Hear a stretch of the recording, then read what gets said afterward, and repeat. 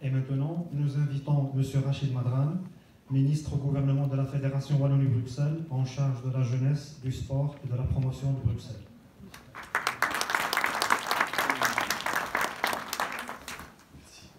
السلام عليكم. اسمحوا لي غادي يمكن الفرنساويه حقاش العربيه ديالي شويه عيانه شويه مشقه. Et ce qui fait que ce colloque a tout son sens. Je fais partie de cette génération d'enfants nés en Belgique, qui ont grandi en Belgique et qui malheureusement ont appris l'arabe dans une version pédagogique qui n'était pas forcément la meilleure pédagogie. Je l'appelais la pédagogie de l'Assa. C'est-à-dire qu'on apprenait le week-end l'arabe avec des étudiants de bonne volonté. C'était nos parents qui se cotisaient et on nous a appris l'arabe. On nous a surtout appris à ne plus avoir envie de l'apprendre. Parce que moi, tous les week-ends, alors que mes amis allaient faire du sport, moi, on me tapait la main et ça ne me plaisait pas beaucoup. Plus sérieusement, je voulais vous dire, je suis très très heureux d'être parmi vous aujourd'hui pour ouvrir ce colloque international sur l'enseignement de la langue arabe. Je voudrais d'abord remercier, mais vraiment très chaleureusement, Emir Lafeu, mon ami Emir Lafeu, la coordination des écoles de langue arabe et en particulier M. Nordin Nouhi et toute l'équipe qui l'entoure pour leur invitation. Je vous demande de l'applaudir parce que c'est un travail de titan qui a été fait par toute cette équipe avec des professeurs de niveau international qui ont accepté leur invitation et je voudrais les en remercier et encore leur dire combien vous êtes les bienvenus ici à Bruxelles. Alors Emir l'a dit, mais ce n'est pas à vous que je dois convaincre des beautés de la langue arabe, vous le savez tous. L'arabe, c'est plus qu'une langue. L'arabe, c'est une civilisation.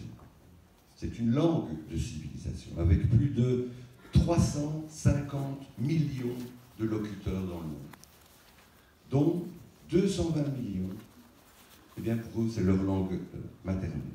C'est une des langues les plus parlées au monde. Elle fonde le 5e groupe linguistique de la planète, après l'anglais, le chinois, l'espagnol, le hindi. Reconnaissons que ce n'est pas rien. C'est la langue officielle de 25 États du monde musulman. Elle est également, on l'oublie, il faut le rappeler, la langue officielle de plusieurs organisations internationales. Pensons par exemple à l'ONU. C'est dire que, Emir l'a rappelé très justement, c'est dire que la maîtrise de l'arabe, c'est une nouvelle possibilité de communication avec une partie importante du monde. Très grande partie du monde. Mais apprendre l'arabe, c'est aussi s'ouvrir à toute une culture, à tous ses chefs-d'œuvre, à sa façon de penser, à son histoire, à sa tradition. L'arabe, c'est aussi une grande langue littéraire. C'est une grande langue de poésie, dont l'influence s'est d'ailleurs étendue à de nombreuses autres cultures à travers le monde. Et on l'a rappelé, aux riches heures de la civilisation arabe, l'arabe a même imprégné d'autres langues, laissant par exemple des mots en héritage dans différentes langues européennes, notamment, on connaît beaucoup d'exemples. J'ajouterais aussi que l'arabe, et apprendre l'arabe pour un non-arabophone, c'est aussi se donner accès à un immense patrimoine culturel, et puis avoir la surprise de retrouver ses racines entremêlées à sa propre culture d'origine. Le monde arabe, la culture arabe, avec la Grèce antique, avec l'Empire romain, avec toute l'histoire de la civilisation de l'humanité, a contribué incontestablement au patrimoine culturel mondial de l'humanité. Nous en faisons part, nous en prenons part, et c'est évidemment essentiel. Alors on peut vouloir apprendre l'arabe parce que, comme moi, on est issu d'une famille d'origine arabe-musulmane et qu'on souhaite mieux connaître sa culture. C'est évidemment fondamental de savoir d'où on vient, de quelle histoire on est le fruit, de quelle culture on est le dépositaire.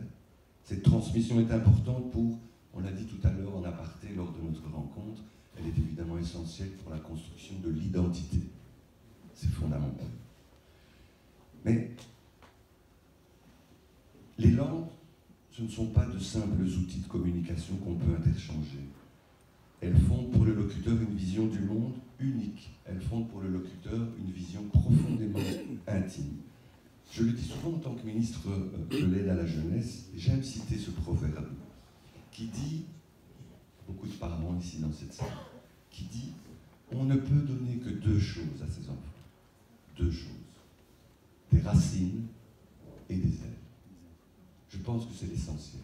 Des racines, parce que les enfants qui ont des racines, qui sont bien ancrés, qui savent d'où ils viennent, eh bien, c'est des enfants qui sauront toute leur vie où ils vont aller. Et puis, à un moment, ces enfants prendront leur envol. Mais ils auront toujours des racines. Et ils auront toujours un foyer, une famille qui les attendra. Des racines et des ailes. La langue en fait évidemment partie. On peut vouloir aussi apprendre l'arabe sans être d'origine arabe, sans être d'origine maghrébine ou de pays arabes. On peut tout simplement vouloir apprendre l'arabe pour découvrir de nouveaux horizons, pour ouvrir une fenêtre sur la culture de l'autre. C'est une démarche qui mérite d'être saluée par les temps de repli sur soi que nous connaissons. Apprendre une langue étrangère, au fond, quelle qu'elle soit, c'est une expérience humaine enrichissante. C'est aussi acquérir une perception plus juste du monde qui nous entoure, connaître la langue d'un autre peuple, dissipe les clichés, dissipe les fantasmes qu'on peut avoir à son sujet. Il existe d'ailleurs, mesdames, messieurs, un proverbe arabe que j'aime beaucoup, qui dit que, et je cite, « Celui qui apprend la langue d'un peuple n'aura pas à le craindre. » Apprendre la langue de l'autre, c'est donc quoi? C'est faire un pas vers plus de vivre ensemble, vers un monde un peu plus harmonieux. Et je terminerai, je ne serai pas plus long, je terminerai en empruntant les mots de l'homme d'État tchécoslovaque, Thomas Masaryk, qui disait « Plus vous connaissez de langues, plus vous êtes humain. » Erasme disait « Chaque langue parlée, c'est comme une nouvelle vie. » Et donc c'est essentiel. Apprendre les langues, c'est évidemment fondamental. Et donc je me réjouis vraiment que vous consacriez vos travaux de cette journée au moyen d'améliorer l'enseignement de cette belle langue aux non-arabophones. Vous comprenez que j'aurais aimé faire ce discours en arabe, mais le seul arabe que je connais, c'est Darija. C'est l'arabe de mes parents, celui que j'ai appris avec ma mère et avec mon père. Et donc, merci pour ce que vous faites, parce qu'on a besoin aujourd'hui de professeurs, de formateurs, on en parlait avec les pédagogues, de formateurs qui vont former les enseignants.